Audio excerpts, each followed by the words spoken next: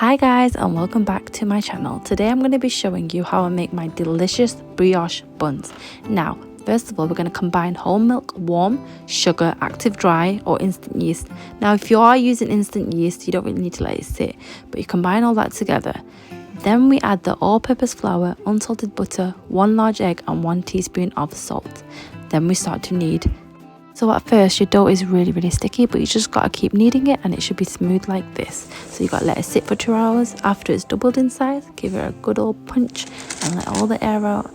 Then you gotta take it out in sections, roll it up. Mine's like different sizes. And also if you really want that smooth like ball shape, I kind of wanted it rustic. You want to get that, you want it really smooth basically. You want smooth balls. As you can see, mine's quite, you know, like old looking, but I kind of wanted that. I wanted to go try something different. Anyways, then you brush on a egg mix and then you gotta let it sit for another hour.